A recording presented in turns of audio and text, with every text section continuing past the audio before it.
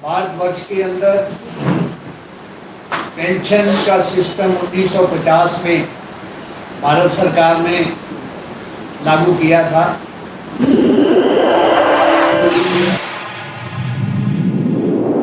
इस news channel पर जो भी वक्ता ने कहा वो उसकी अपनी राय है, जिसकी पुष्टि नेशन न्यूज इंडिया नहीं करता। धन्यवाद। और उसका रीज़न यही था कि पहले पेंशन होती थी, ऑप्शन होती थी या जीपीएफ होता था। लेकर ऑन 1950 से ये हुआ कि पेंशन मिलेगी। उसका रीज़न था कि पेंशन ओल्ड एज में एक सम्मानजनक जीने का साधन है। पेंशन कोई खराब नहीं है, लेकिन धीरे धीरे करते करते अभी 2004 में एक अध्यादेश लाया PFRDA के द्वारा कि इसको जो है कंट्रीब्यूटरी पेंशन होगी, 10% बेसिक से कटेगा। उस समय 10% था, बाद में 14% हुआ, जिससे जो हमारा साथी नए जो 2004 से आए हैं, ना तो उनको मिनिमम पेंशन मिलती है ना फैमिली पेंशन मिलती है, उसकी कोई गारंटी नहीं है। ये पेंशन है ही नहीं है, क्योंकि पेंशन में जो पुराने साथी रिटायर हुए हैं उसमें पेंशन पे ऑर्डर जो है इशू होता है। ये नो पेंशन या न्यू पेंशन में पेंशन पे ऑर्डर नहीं होता।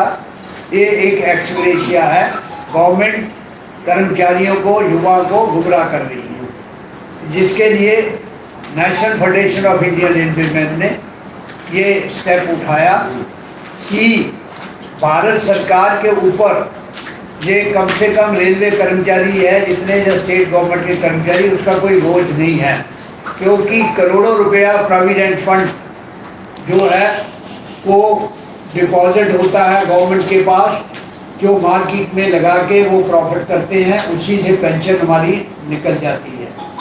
रेलवे में तो 13 लाख कर्मचारी है, 20 लाख रिटायर्ड कर्मचारी है। रेलवे खुद अरेंज करती है, फंड की कोई जरूरत नहीं है। जो ये इस गवर्नमेंट के कुछ साथी कह रहे हैं कि रेवड़ी है, ये रेवड़ी नहीं है, ये सम्मानजनक जीने का साधन है।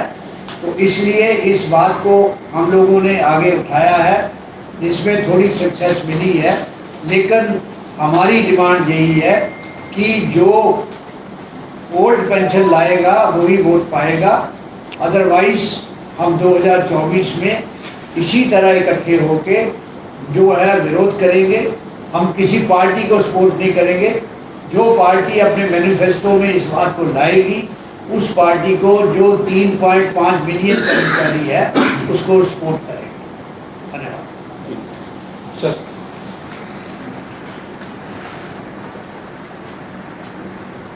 M Raghavaiah, general secretary, National Federation of Indian Railwaymen एवं leader JCM staff side, National Council JCM।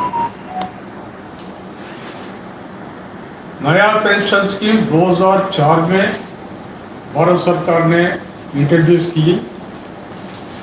ये नया पेंशन स्कीम नाम है, नया पेंशन स्कीम, उसका नाम चेंज करके फिर नेशनल पेंशन सिस्टम बनाया। लेकिन रियलिटी है no pension scheme, guaranteed pension नहीं मिलती।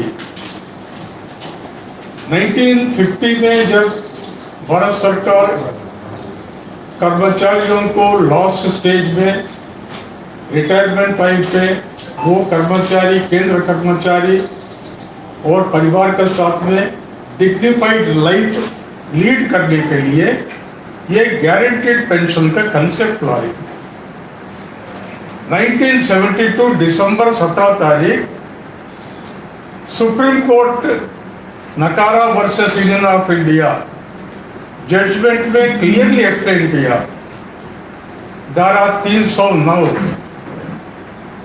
संविधान का वो धारा कोट करके सुप्रीम कोर्ट ने पेंशन एक्सग्रेशिया न है, ये दान न है, गिफ्ट न है, पेंशन कर्मचारी का राइट है, फंडामेंटल राइट है।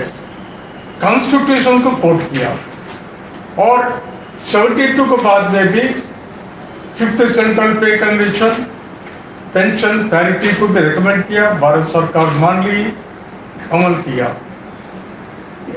ये हमारा दुर्भाग्य है, भारत सरकार 22 तारीख दिसंबर 2003 नोटिफिकेशन माध्यम से नेशनल काउंसिल JCM से डिस्कशन भी नहीं किया, आर्बिट्री डिसीजन ले लिया और जो कर्मचारी ज्वाइन करेगा सर्विस में केंद्र में 2004 जनवरी से वो कर्मचारी को कॉन्ट्रीब्यूटरी पेंशन स्कीम इंट्रोड्यूस किया।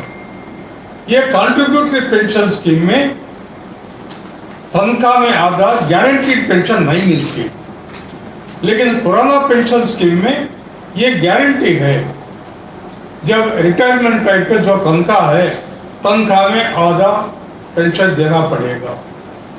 और जब पे कमीशन का रिपोर्ट मिली, रिपोर्ट अनुसार 80 साल के बाद में 5% पेंशन इम्प्रूवमेंट के लिए भी रिकमेंडेशन आई, भारत सरकार मान ली।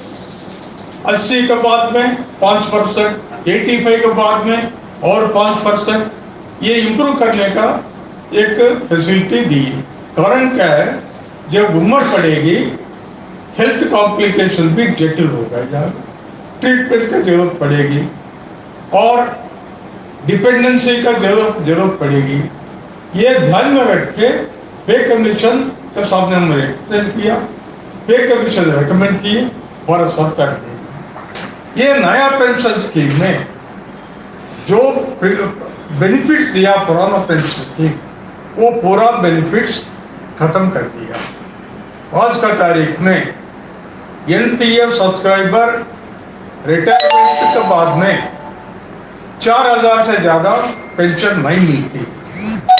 डिफेंस ऑर्डिनेंस फैक्ट्री में हम स्टडी किया, थोड़े कर्मचारी लोग 22 साल 23 साल सर्विस करके रिटायर हो गए, वो लोग को मिली, ये कर्मचारी को मिली 3500 रुपया मंथली पेंशन। लेकिन मिनिमम पेंशन, लोएस्ट पेंशन 9000 रुपया 7CPC रिपोर्ट माध्यम से जनवरी 2016 से अमल किया। ये है समस्या। अभी जो कर्मचारी नौकरी में आ गए जनवरी 2004 के बाद में, केंद्र में वो संख्या भी 26 लाख है। ये 26 लाख कर्मचारियों को गारंटीड पेंशन में है, बाकी लोग पुराना कर्मचारी को गारंटीड पेंशन है और केंद्र में 2 स्टैंडर्ड्स आ गया पेंशन में। ये एक समस्या है।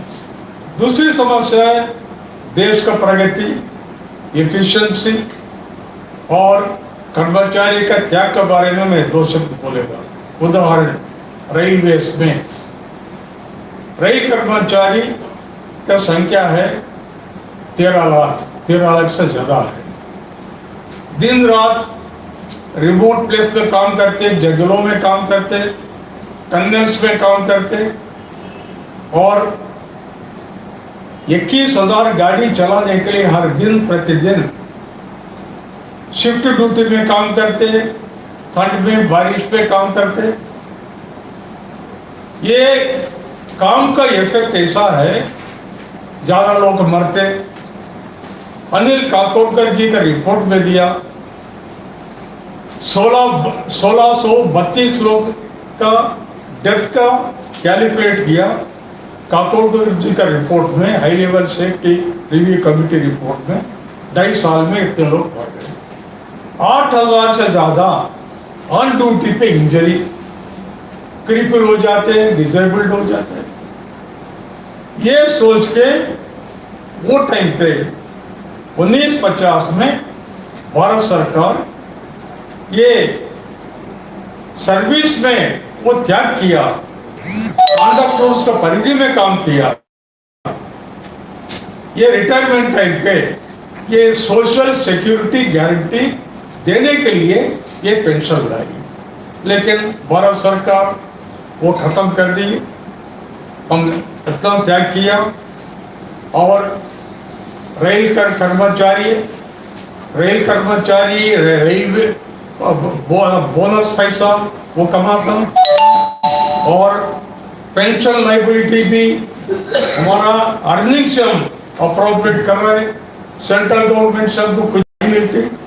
मैं उदाहरण दे रहा हूँ, डिफेंस सिविल में कारखाना में भी ये कर्मचारी इस वक्त एडवर्स वर्किंग कंडीशंस पे काम करते हैं। सरकार ये इग्नोर करते हुए नया पेंशन स्कीम लाई। 2005 से नेशनल काउंसिल JCM फोरम माध्यम से सरकार से डिस्कशन किया।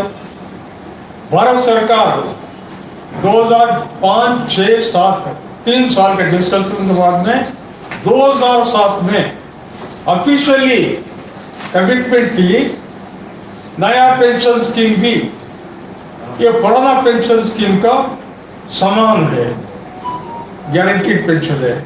झूठ बोली, ऑफिशियल साइट झूठ बोल दी, ऑफिशियल स्टेटमेंट दिया, वो भी हम कॉन्ट्रैक्ट किया। भारत सरकार का सामने उदाहरण, प्रैक्टिकल उदाहरण भी रखा के। और अभी 6 तारीख अप्रैल 2023 में भारत सरकार एक पेंशन रिव्यू कमेटी कॉन्स्टिट्यूट की फाइनेंस सेक्रेटरी का चेयरमैनशिप में। वो कमेटी के सामने भी JCM डेलीगेशन हम जाके एक्सप्लेन किया, ये केंद्र में ये पॉलिसी जो है NPS का पॉलिसी रद्द करके पुराना पेंशन स्कीम बैक डेट से 2004 से रिस्टोर करना पड़ेगा। हम जस्टिफिकेशन भी दिए। रेल कर्मचारी का कंट्रीब्यूशन क्या है, रेल कर्मचारी का सैक्रिफाइस क्या है, वो भी कमेटी के सामने हम रखे। 9 तारीख जून पहली मीटिंग हुआ, 5 तारीख जुलाई दूसरी मीटिंग भी किया। वो मीटिंग में विस्तार रूप में एक्सप्लेन किया। लेकिन ये पेंशन, नया पेंशन स्कीम को रद्द कराने के लिए, ओल्ड पेंशन स्कीम को रिस्टोरेशन कराने के लिए सारे लोग मिलके, सारे फेडरेशन एसोसिएशंस मिलके एजुकेशन का एक जॉइंट फोरम भी स्थापन किया। हम NFIR इनिशिएटिव ली। वो जॉइंट फोरम माध्यम से 10 तारीख अगस्त दिल्ली में हम हजारों संख्या में कर्मचारियों से मार्च कंडक्ट करेंगे। रामलीला मैदान में डेमोन्स्ट्रेशन रैली होगी। नया पेंशन स्कीम को रद्द कराने का हमारा डिमांड पे सरकार पे और भी प्रेशर मूव करने के लिए हम ये प्रोग्राम फिक्स किया। हमारा कार्यकर्ता कर्मचारी पूरा भारत से टिकट खरीद के गाड़ी में पहुंचेंगे। मेरा एक्सपेक्टेशन में 1 लाख से ज़्यादा कर्मचारी एक संगठित बनते ये संयुक्त महाप्रदर्शन में वो भाग लेने का संभावना है। ये संदर्भ में आपको ब्रीफ करने के लिए मैं पेंशन का चित्र आपके साथ 9 तारीख को कितने बजे से शुरू करना है सर? 10 तारीख को 10 तारीख को 10 बजे। 10 बजे। किन राज्यों से लोगों को आने की उम्मीद है? थ्रू आउट इंडिया से आए। पूरे भारत से। क्या लगता है इस एजुकेशन से, इस धरना प्रदर्शन से सरकार आपकी बात मान लेगी? बिल्कुल वो है, अंडर प्रेशर है सरकार। 5 स्टेटों में ऑलरेडी रिस्टोर हुई है, इसमें भी सरकार को रिस्टोर करना पड़ेगा, नहीं तो 10 तारीख को अगला कोर्स ऑफ एक्शन ज्वाइंटली हम डिक्लेयर करेंगे। लगता नहीं आप सरकार को जो है टॉर्चर कर रहे हैं वोट की चोट का माध्यम से? बिल्कुल करेंगे हम। हमने तो कह दिया, आपको बता दिया कि अगर ये ओल्ड पेंशन स्कीम को रिस्टोर नहीं करेंगे 2024 के इलेक्शन में ज्वाइंटली हम वोट की चोट देंगे। 3.5 मिलियन कर्मचारी, चाहे वो स्टेट के कर्मचारी है, केंद्र के कर्मचारी है, डिफेंस के कर्मचारी है और रेलवे के कर्मचारी है, सारे मिलके जो है इसका विरोध करेंगे हम। क्योंकि ये जो युवा पीढ़ी है उसके फ्यूचर का सवाल है। उनको उनकी लाइफ राइट लास्ट में अगर पेंशन नहीं मिलेगी तो वो डिपेंड होंगे दूसरे पे। ये एक एक्स ग्रेशिया है, पेंशन नहीं है। मोर ओवर ओल्ड जितने पुराने आदमी हैं उनको 100% प्रोविडेंट फंड जो करता था वो मिला, इनको 60% मिलेगा। ये भी एक स्टेप मदरली ट्रीटमेंट है नौजवानों से और पुराने लोगों से। तो उनको डीसीआर की फैमिली पेंशन और जिस तरह ओल्ड पेंशन का सिस्टम है उसको रिस्टोर करने के लिए हमने ये एजुकेशन 10 तारीख को रखा है। और उसमें अगर गवर्नमेंट का अभी से रुझान शुरू हुआ है कि आपको स्ट्रगल करनी नहीं पड़ेगी, उसको हम बेटर बनाएंगे, लेकिन वो बेटर नहीं बन सकती जब तक ओल्ड पेंशन के नॉर्म्स को वो अडॉप्ट नहीं करेगी। क्या लगता है इस मामले को लेके जो है उन लोगों की भी बात को रखा जाएगा जो भर्तियां रेलवे के अंदर बंद कर दी गई है? 26 लाख कभी कर्मचारी हुआ करते थे, अब घट के जो है 14 लाख बचे हैं। देखिए, अभी सिर्फ एक इशू है हाँ। कि नो पेंशन को रद्द करो, बाकी इशू पेंडिंग बहुत है, उसके लिए अलग अलग जो है वो चलता है, उसको भी कंटिन्यू करेंगे। अभी सबसे बड़ा इशू ये है कि ओल्ड पेंशन रिस्टोर करो, न्यू पेंशन जो है वो वायलेस करो। चलिए ठीक है, ट्रेन के परिचालन में भी ऐसा देखने को पड़ सकता है अगर सरकार नहीं मानती है। ट्रेन के परिचालन या जो ट्रेनें बिल्कुल पड़ सकता है, ट्रेनें भी बंद कर सकते हैं। कितने लोग असर पड़ा है सर? ये जो 2004 से आए हैं, कितने कर्मचारी होंगे जो 26 लाख कर्मचारी, 45% से ऊपर तो रेलवे